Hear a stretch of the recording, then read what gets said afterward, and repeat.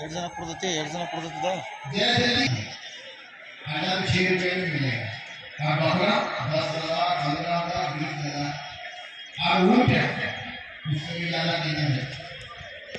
चलो भाई नमाज की नियत सबको मालूम है जरा हमारी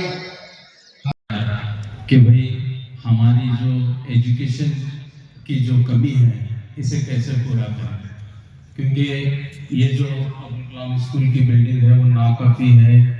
यहाँ पर हमें डिग्री कॉलेज वगैरह लाना, साइंस वगैरह लाना में बहुत दुश्वारी है। इसके लिए इनकी जो जगह है 5 एकड़ की जगह अब्दुल कलाम स्कूल की मिल्कियत में है, उस जगह पर हमें यहाँ नए से एक इमारत बनानी है और वहाँ पर हमें आला तालीम हासिल करने के लिए हमारे बच्चों को यहाँ वहाँ दौड़ना न पड़े, दूसरे इदारों में जाना न पड़े। वो सहूलत सब हम एक छत के नीचे हमारे बच्चों को दें। इसके लिए हमने ये कहत किया था और अल्हम्दुलिल्लाह आज बहुत खुशी की बात है कि हमारा वो प्लान आ चुका है, इमारत का प्लान हमारे पास आ चुका है। और दूसरी एक खुशखबरी ये है कि भाई इस साल से हो या अगले साल से हमारे अब्दुल कलाम इदारे से कॉमर्स शुरू होने जा रही है। ये भी एक बहुत बड़ी खुशी की बात है।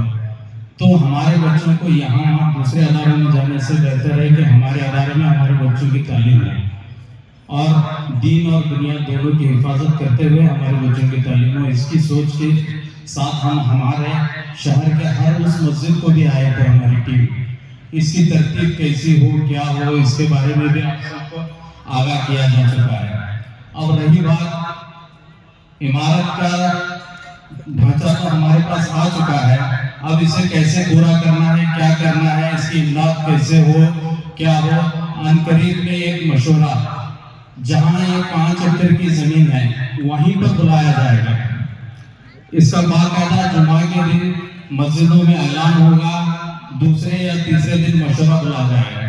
तो सब लोग वहां जुड़े, आपको जगह भी दिखाई जाएगी और इमारत का नक्शा भी दिखाया जाएगा और इसके बाद ये इमारत का नक्शा हर मस्जिद में लगाया जाएगा, मस्जिद के नोटिस बोर्ड पे लगाया जाएगा।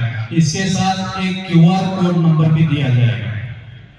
जैसा कि मैंने आपको बताया है कि रोजाना हम लोग हमारे बच्चों को ಶುಭಾಶಯಗಳು ಹಾಗೂ ಇವತ್ತು ಬಲಿದಾನದ ಒಂದು ಹಬ್ಬ ಇದು ಬಲಿದಾನ ಕೊಡುವ ಹಬ್ಬ. ಆಮೇಲೆ ಎಲ್ಲರಿಗೂ ಎಲ್ಲರೂ ಕೂಡ ನಮ್ಮ ದೇಶದೊಳಗೆ ಎಲ್ಲ ಶಾಂತಿ ನೆಮ್ಮದಿ ಎಲ್ಲರೂ ಬೆಳೆ ಈದ ಚಲೋ ಆಗಲಿ ಅಂತ ಪ್ರಾರ್ಥನಾ ಎಲ್ಲರೂ ಕೂಡ ಪ್ರಾರ್ಥನಾ ಮಾಡಿದ್ದೀವಿ। मेरे मुस्लिम भाई, हिंदू भाई सभी को ईद उल अज़हा की मुबारकबाद देते हुए सबको एक अंजुमन कमेटी की तरफ से ऐलान किया गया था, हमारे गोकाक के अंजुमन कमेटी की तरफ से, कि जो भी अपनी कुर्बानी है वो कुछ हिदायत देते। सभी को ये कहना चाहता हूँ कि उन हिदायतों का अमल करते हुए अपनी कुर्बानी दे। इतना कह करके अपनी बात को खत्म।